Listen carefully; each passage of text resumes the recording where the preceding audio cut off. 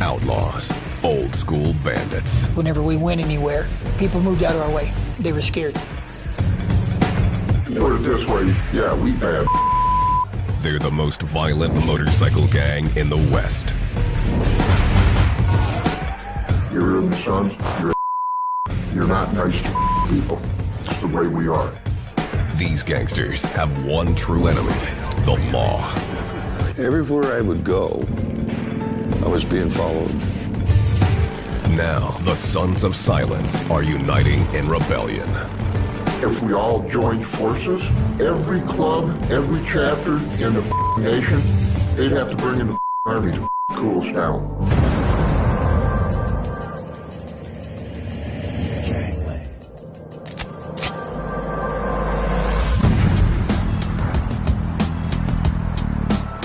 Colorado Springs, Colorado. This is a military town, home to the Air Force Academy and the Army's Fort Carson. It's clean, green, and beautiful. In 2006, Money Magazine named Colorado Springs America's best place to live. But amid the beauty is the outlaw motorcycle gang, the Sons of Silence. There were too many times that I've seen people come up and get in brothers' faces, say, "You guys think you're tough, don't you?" Wrong thing to say. No wonder why they got beat up. The Sons are one percenters, a criminal brotherhood that's proud of its outlaw image. They do not follow society's laws.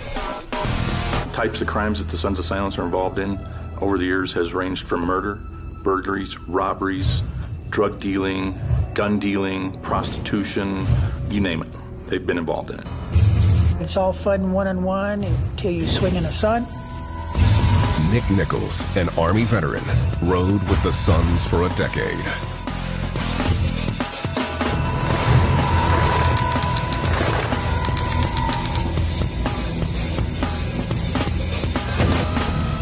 Growing up, he was constantly moving, so Nichols was drawn to the gang for its stability and sense of family. It looked like the guys were close, like there was a brotherhood, like they would do anything for each other.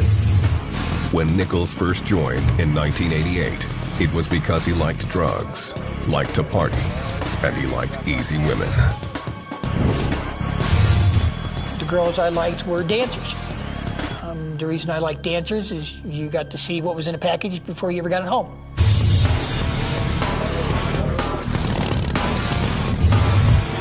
Big Larry asked to have his identity concealed.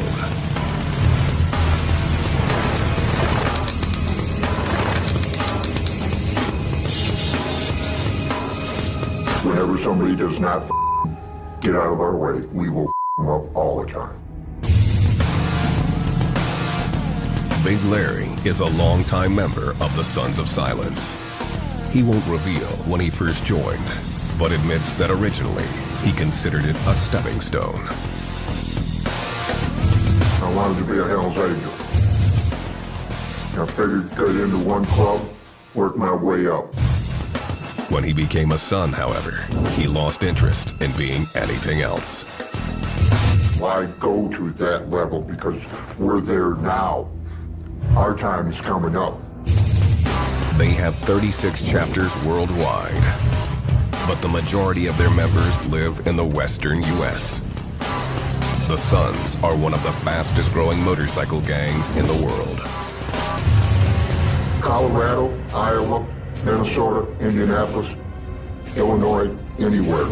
Where our territory is us. Us only. We will try to take over. That's what we do. They are pathologically anti-authoritarian.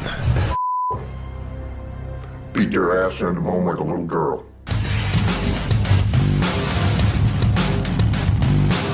The Sons are known to traffic in weapons, stolen bike parts, and drugs. The main drug of choice in the club is speed. There were times when I was awake for 3 or 4 days at a shot. We sell a lot of cocaine, but our drug that we sell most of is crystal meth, because that is our money.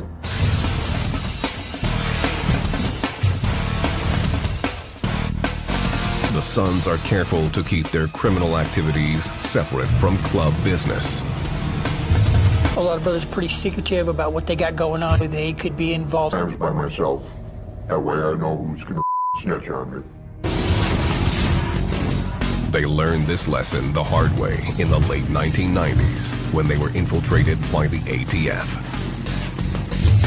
I had a gift for gab, you might say, and I wanted to use that. Blake Boldler asked to have his identity concealed. In 1997, this ATF undercover agent was transferred to Colorado Springs. He was young and eager to take on a challenging case. The one group that stood out as being the criminal element in Colorado Springs was the Sons of Silence Motorcycle Club. They had a reputation for violence, and many of the potential informants I spoke to referred to them as the Sons of Violence instead of the Sons of Silence. Jim Waddles, then a detective with the Denver Police Department, had been tracking the Sons of Silence for years. If I didn't know who a guy was, I'd walk up, hey, I'm Jim Waddles from the Denver Police Department. What's your name? Waddles operated in the open. They always saw him coming. I says, would you rather have me standing here in front of you or sitting across the street watching you in binoculars waiting for you to do something stupid? The Sons have a severe code of secrecy. Developing informants within the club was extremely difficult. Blake was the answer to the problem. So you go in what we would call a cold call situation. You don't have an informant or anyone else vouching for you that you're a good guy as far as the criminal world goes. So you have to go in there and earn your own stripes. Blake started calling himself Bo and began hanging out at the biker bars around town. He was invited to a Sons of Silence party at the gang's clubhouse. Things were going well until he made a mistake. This first party was going very well up until the time that I observed a hangaround retrieve a gun from behind the bar. And I told that hangaround, I said, that's a nice gun. Let me know if you ever want to sell it. Blake was a stranger trying to illegally buy a gun, and the Sons were on to his game. A few minutes later, he called me out front, and at that time I was confronted by two Sons of Silence members. They took him outside the clubhouse, pushed Blake into the shadows, and began interrogating him. And they wanted to know who I was, what I was about, why I was there. He was going to get his butt kicked that night. Blake insisted he was just trying to party, but the Sons weren't buying it. I knew when he said, get out of here, leave, he wanted me to leave the property. The agent knew that if he let the gang chase him off now, he might never get another chance. So he took yet another risk. I saw an opportunity to go back into the bar and maybe mend some fences. And that's the route I chose to do. The club's enforcer immediately took notice. A few minutes later, Frank Pearson, who was an enforcer for the club, came back into the bar, and he saw me sitting there, and he came walking up to me, and he said, what are you doing here? Blake had to think fast. And I said, well, got out of his side. Can I buy you a drink? And Frank looked at me for a couple of seconds, and then he said, yeah, buy me a drink. So in a way, Frank admired the fact that I stayed around. Blake had passed his first test. He would eventually become a fully patched-in member, privy to the Sons' hidden world of crime. I no longer had to justify why I wanted to buy a gun or why I wanted to buy meth. You're immediately confirmed as part of a criminal element. And Blake would soon learn the Sons of Silence show no mercy when it comes to their enemies. It's better for you people to stay the away. If you do not go away, we will break your legs and your arms, or we'll kill you.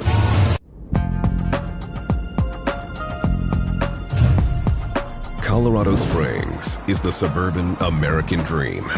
It has no ghetto and little crime. The crime it does have usually involves the Sons of Silence, a gang that rules through intimidation. Any disrespect, you jump, you take care of business. Somebody with your brother never hits the ground, you take him out. This is the way of the Sons of Silence. The gang has been around for 40 years, but few members know the origins of the club. In my book, it could have been God that started the Sons of Silence, because the Sons of Silence are the best club out there. The founder of the club is a reclusive 69-year-old named Bruce Richardson, known simply as the Dude.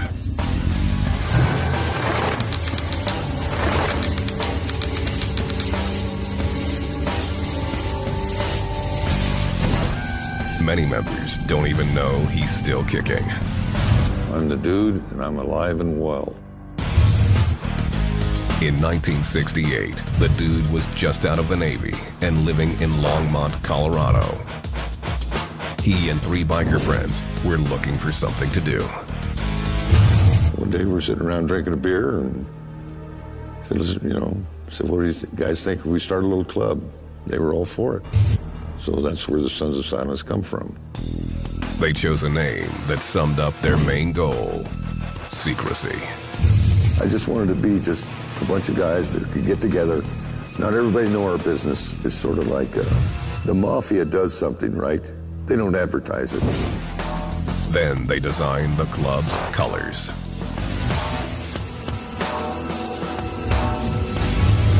Their inspiration came from a classic American institution. We were drinking Budweiser beer, and I seen the emblem, and I says, hey, better make a good one. We live in America, big A, The only thing that was really missing off the Budweiser symbol was the star on top of the A from the original Budweiser logo. These here were made in 1969. National chapter, Sons of Silence. Underneath the symbol was a Latin phrase. Dormit non separa. That sort of means like, we don't part till we're dead, till we die, The new club put on their emblem and began riding. At first, they stayed out of trouble. The criminal activity of the Sons of Silence in the 1960s probably amounted to some fighting, some beer drinking, and pot smoking. What young man ain't rowdy? Been there, I know that. The club had an intimidating image, especially in Colorado, which didn't have motorcycle gangs. It didn't take long for word to spread. Soon, bikers across the state were starting their own chapters. More popped up in states like Iowa and Kansas. These new members weren't just interested in being rowdy. They were ready to rumble. We're bikers.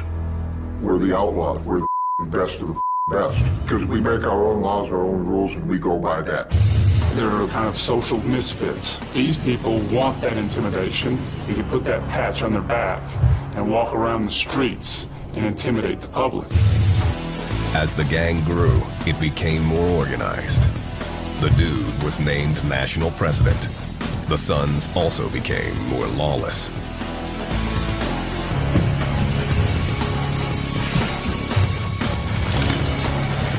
In 1971, tensions between the Sons and local law enforcement finally erupted.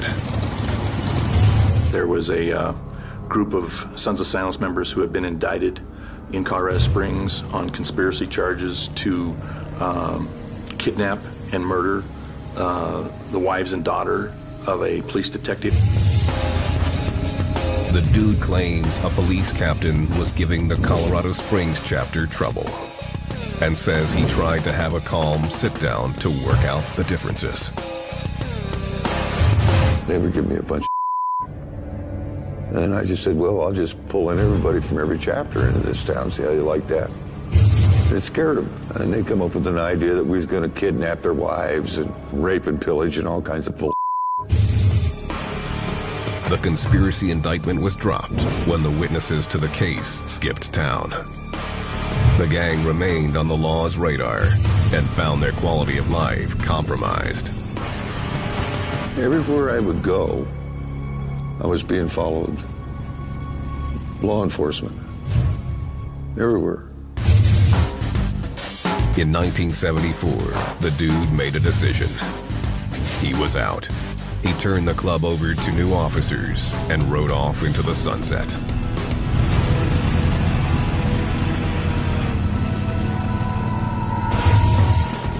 The Sons continued to grow, with chapters established in 7 states. They began battling with other motorcycle clubs over drug turf. In Indiana, they were clashing with the outlaw motorcycle gang, who saw them as newcomers. In March 1980, the Outlaws invited the Sons to a party at their clubhouse. The peace proposal didn't go as planned. The Outlaws told them to take their guns off. The Sons of Silence felt disrespected. They weren't allowed to bring their guns into the Outlaws clubhouse, and they refused and left. The Sons decided to take action. Some calls were made back to Colorado. The word I got was they were told to air condition the house.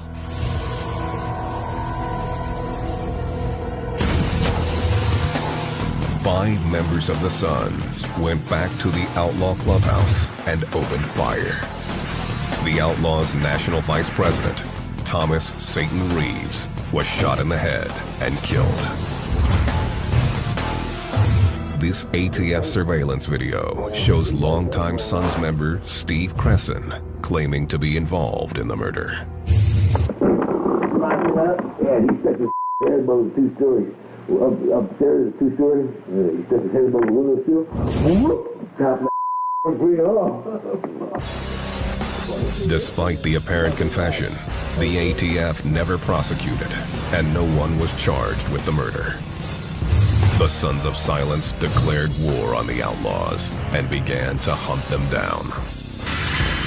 If any outlaws came around here or we were somewhere, we were supposed to take care of them. How deep is the love for your mother? That's how the hostility is between Sons of Silence and the Outlaws. The Outlaws sought their revenge. In October 1980, 2 Sons members were fired on while riding their bikes with their girlfriends. One of the women was killed.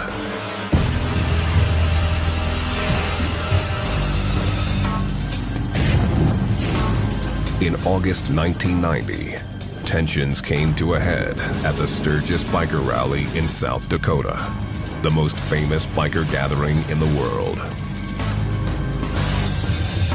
It was the 50th anniversary of the rally, and the Outlaws, who rarely attended, showed up in force.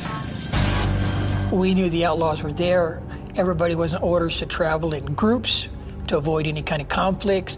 We were ready to fight if we had to, but we weren't going looking for it. Nick Nichols spent most of his time looking for women. Other Sons were looking to kill outlaws. And they found what they were looking for. The Outlaws were in a bar on Main Street in Sturgis called Gunners, getting along, drinking. 2 Sons of Silence members start to go in, and an outlaw confronts them at the door, says, "Can't come in here." And they basically said, "Yeah, we're coming in." They're just 2 of the people that like to go out and start. The battle was on. The outlaw was shot, and the 2 Sons were stabbed before fleeing on foot. And the Sons of Silence jumped over the motorcycles, got into the middle of the street, and ran several blocks down the street where police found them. Leonard J.R. Reed, who had been the Sons' national president for a decade, started to think the war with the Outlaws was misguided. JR wasn't looked at as a violent man. He was more of a calming effect, if anything. He tried to solve problems with other clubs with diplomacy as much as he could. Reed believed that law enforcement was the Suns' true enemy, not the outlaws. I mean, the feds would love it. You know, like I say, whoever doesn't die, they get to arrest.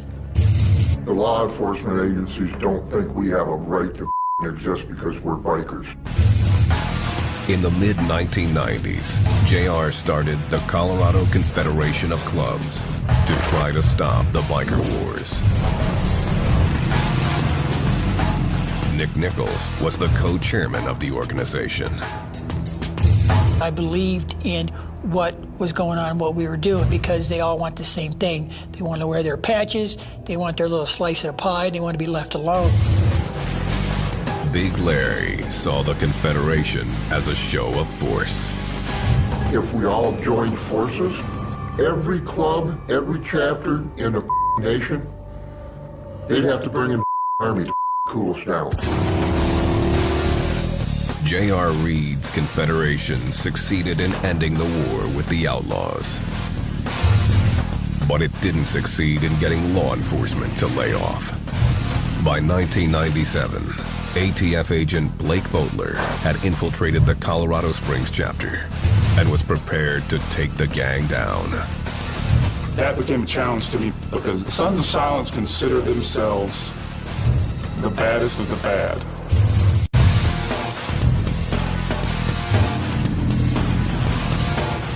Colorado Springs. The outlaw motorcycle gang, Sons of Silence, runs this city through intimidation and force. The club's rules are its doctrine, its patch, its most sacred image. I love my mother. I would do anything to keep my patch on my back. I would damn near kill my mom to keep it.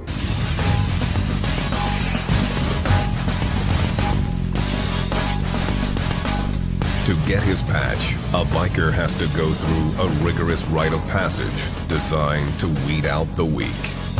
Before a biker can become a member, he must be a prospect. As a prospect, you're required to do whatever a patch-wearing member tells you to do. The Sons of Silence take no mercy on their prospects, hazing them relentlessly. The Sons of Silence are kind of a throwback in the outlaw motorcycle gang world. They like to punch the prospects in the mouth, headbutt them, kick them, do those kind of things, and just run them hard. Come on, Spec! If they holler for a prospect, you better get there quick. You don't kind of stumble over there, you run. Whatever you're told to do, you have to do.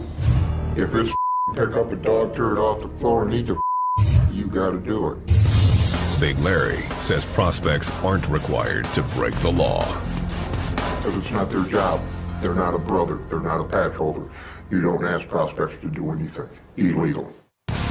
There is a loose interpretation of what illegal actually means. One of the duties is to help out patch holders get whatever they want, but also to assault anyone that they tell you to assault. When undercover agent Blake Boulder was prospecting, a patched member ordered him to go after a civilian who was bothering him at a motorcycle rally. He said, prospect, go clock that guy, which in our vernacular means go knock him out. If I don't do what he says, I'm gonna get boot stomped. Blake had just seconds to figure out his next step. If he broke the law, it would mean the end of his case. So, as I approach this individual, he sees me coming, he's got a bottle of liquor up to his mouth, and he's just holding it there, watching me approach him. And at this time I had a 3D self flashlight, and I pulled that out, and just as I got to him, I swung with all that I was worth, and I just hit that bottle right below his chin. The bottle flew out of the guy's hand, and he toppled over. Blake hadn't actually touched him, but hoped he'd made enough of a scene. One of the national vice presidents saw me and told me, prospect, get over here. He stared at me for a second or two, and he said, good job. and then get out and get to work. Sometimes it's better to be lucky than good.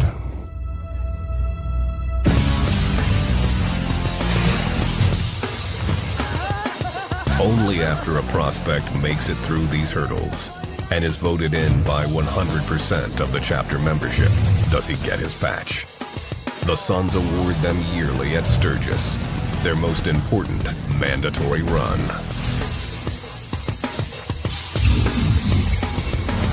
It's the members' last chance to torment the prospects, and they make the most of it, even dragging them through the fields in a shovel race. Then the club offers the patch, but only if the prospect can take it away from the entire group.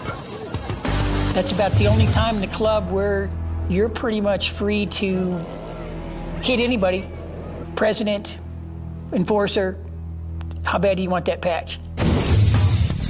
Once he's patched in, the new member goes out for his first ride in full colors. Only then is he introduced to the other traditions and rules of the Sons of Silence. The gang's first law is for those who violate their rules. It's called punishment.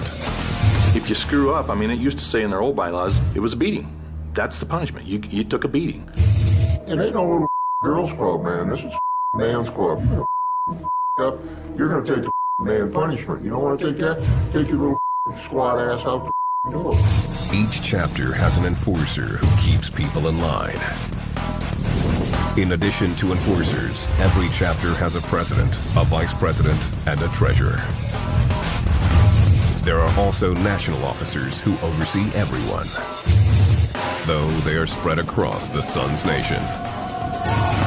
And then there's the gang's Special Forces unit, the Nomads.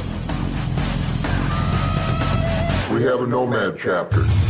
If things cannot be done by the enforcers or the chapters of their state, town, or whatever, the nomads will come in. The Nomads are the Grim Reaper. No one wants to see them coming. It's a death squad. They will take anybody out. No hesitation, no heartbeat, no blink of an eye. They would just literally you up and kill you. The Suns employ a variety of weapons. We've had automatics, semi-automatics, AKs, pistols, hand grenades. They're there. Members carry 2 trademark weapons. One is a large industrial flashlight, the kind carried by cops. I wear a kill light. It's a legal weapon to carry because it's a flashlight. You break down, you got a light on the road. Somebody comes after you, you pull it out, you hit them with it. The other is a simple bandana tied to a large lock. Suns carry them in their back pockets. It doesn't look like anything, but on the other end of it, there's a padlock on there. You can pull that out, man, it's just like a sap, blackjack. You can hit people with it and knock them right the hell out.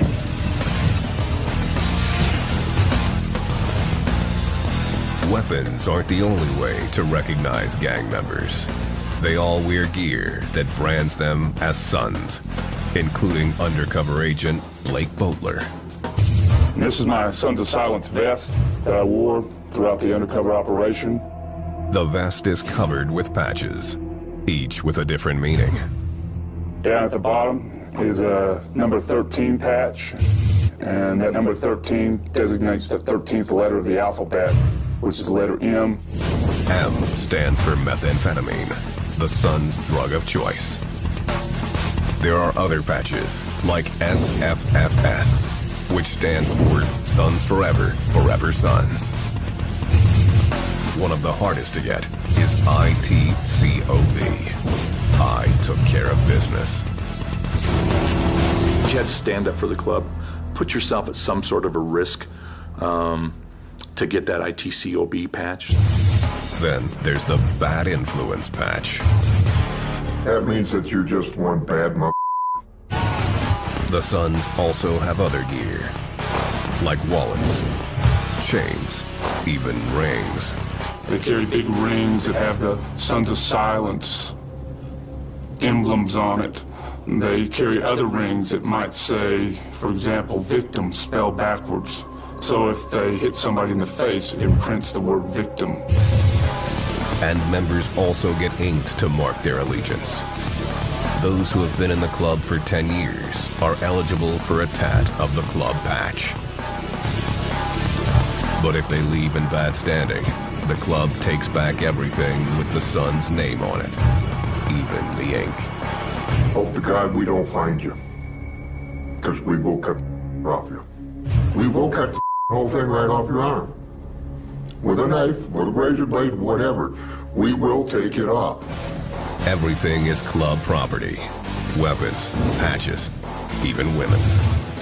They have no status unless they become someone's old lady. Blake Boatler had an old lady of his own when he infiltrated the club in 1998.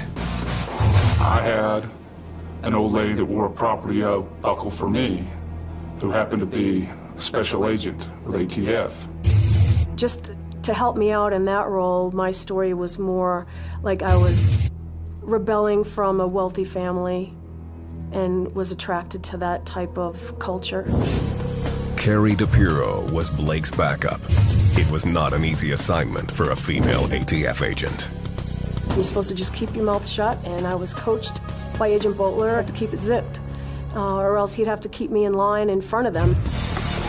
If I had a misslip of the tongue or made any other kind of mistake to give them an idea that either one of us were federal agents, it would have been a fatal mistake for both of us. It didn't make the job any easier. You'll always have to expect the other members to be able to feel like they can take liberties with you. It happened less after Agent Boatler became a patched member than before, and that's when I was able to wear my little belt that says property of Bo, and that's exactly what it means. Carrie wasn't the only ATF agent Blake brought in. He also introduced the Sons to his partner, Cole. Together, they began to set up deals that could take the whole club down. They were extremely violent criminals, and they're not to be underestimated. In Colorado Springs, the Sons of Silence are old-school outlaws. Typical dirty bikers. Some have long hair, some have beards, some have tattoos. Some look like just downright dirty, nasty bikers. But then you have the clean-cut people out there. Okay? The clean-cut ones are the ones you have to watch out for the most. Because they're hiding something. ATF agent Blake Boatler was definitely hiding something. He, his girlfriend, and his undercover partner Cole were trying to take down Colorado's largest gang. I was able to buy firearms, explosives, narcotics from other members within the Colorado Springs chapters and other chapters. Blake and Cole began buying large quantities of meth from the gang, while a surveillance camera recorded everything. You touching this? Oh, yeah, it's gonna smoke? Yeah. Yep. Here, Blake discusses a meth deal with Steve Cresson, the Sons member who claimed 18 years earlier to have been involved in the murder of the Outlaws' national president. Well, okay. On a half pound, probably get down to $6 grand easy. That's how I'm gonna make my money, you know. Blake and his partner also began arranging firearms deals. I think you can get an ATF number for him and register him. This surveillance video shows him negotiating a sale. The fires from the open position. They bought semi-automatic stand guns, illegally modified to make them fully automatic machine guns.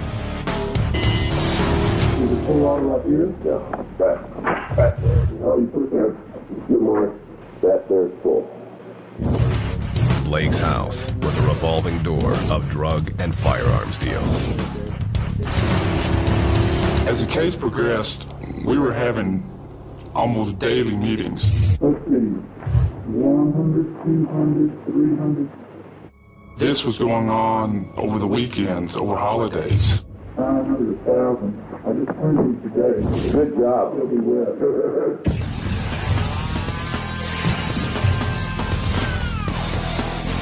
As Blake went deeper undercover, the rest of his life took a back seat.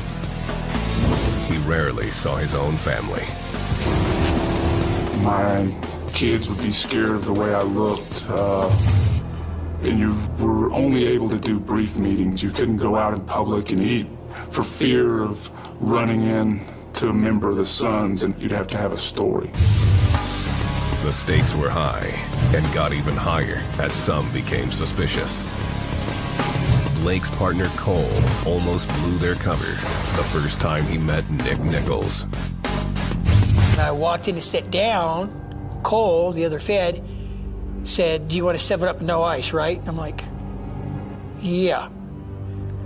He'd never met me before. I thought it kind of strange that he knew what I drank.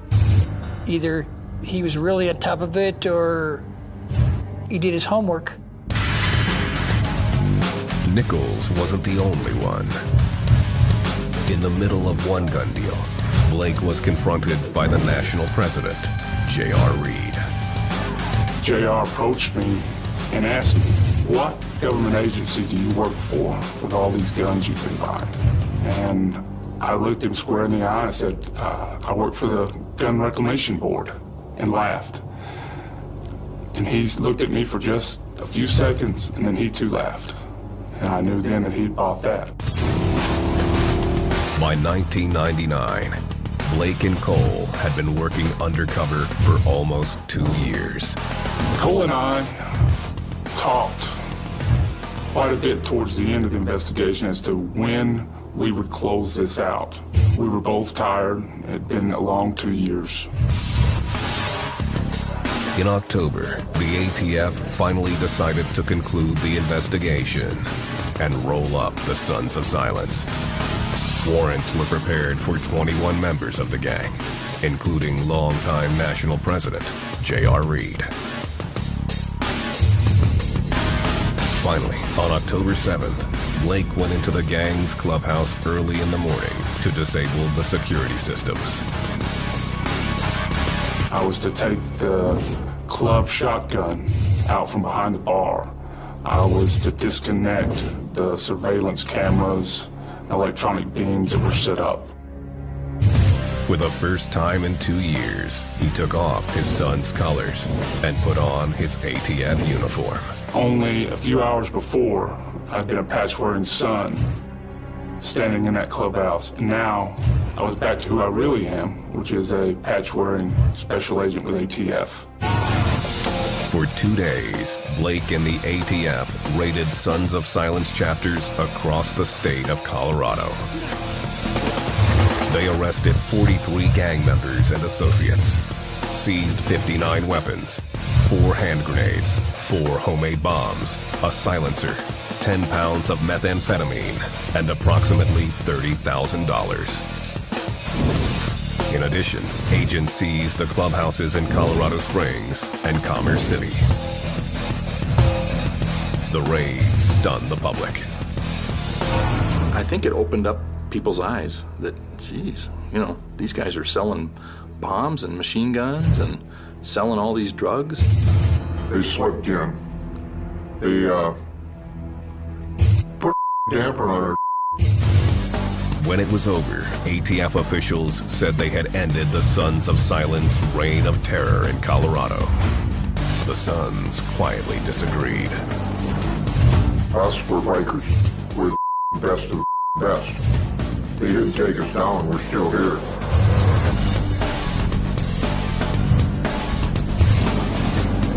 In 1999, the ATF took down the Sons of Silence motorcycle gang in Colorado Springs, confident they dealt a fatal blow to the organization.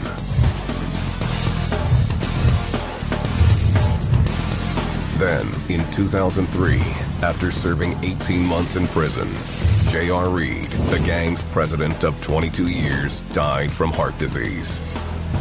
the whole Sons Nation showed up to pay tribute.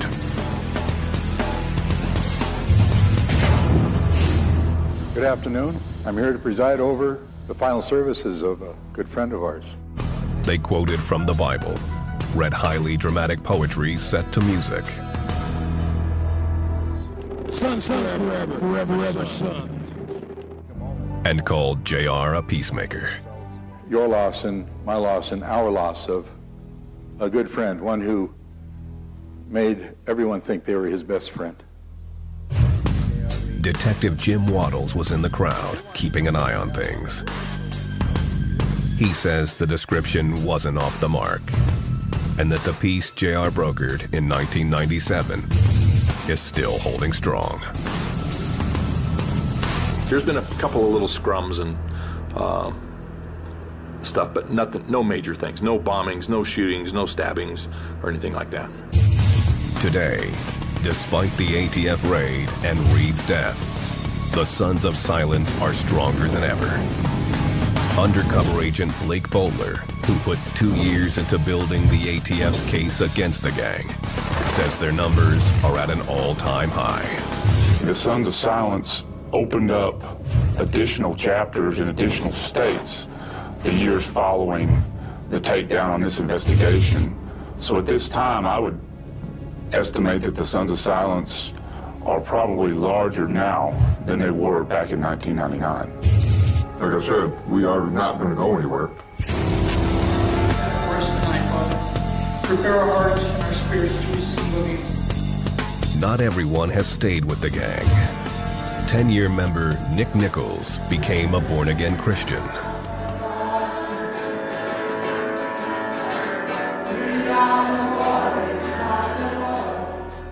I wanted a break.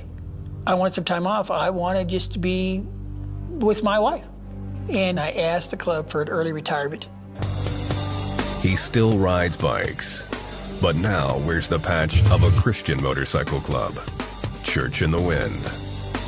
Because we all want the same thing. Whether it's a 1% club, or party club, or a family club, or a Christian club, we want to wear our patches, we want to ride with our brothers, and we want to be left alone. Now, the Sons of Silence are being left alone. Jim Waddles has retired from the Denver police force. Since then, no one has kept the same close eye on the motorcycle gang. I was working bikers 90% of the time. Nobody's taken that over since then. Most of the old Denver Police intelligence files were destroyed after I left. You know, my opinion is, being the Sons of Silence that I am, and Waddles being gone, it's not like having a proctologist up your ass anymore. Waddles occasionally shows up at the Denver Swap Meet, an annual gathering where all the bike clubs sell merchandise and recruit new members. It's a money-making endeavor for the club. Same with the Banditos and Hells Angels. Did you want to talk to me? No, I was with them, not you. Good, how are you? Real good. You get this? Make sure you get that. The Sons are as secretive as ever and are flying under the radar. If nobody's watching these guys, they're free to do whatever they want. It's a point not lost on the Sons of Silence. We are growing. We will prosper more.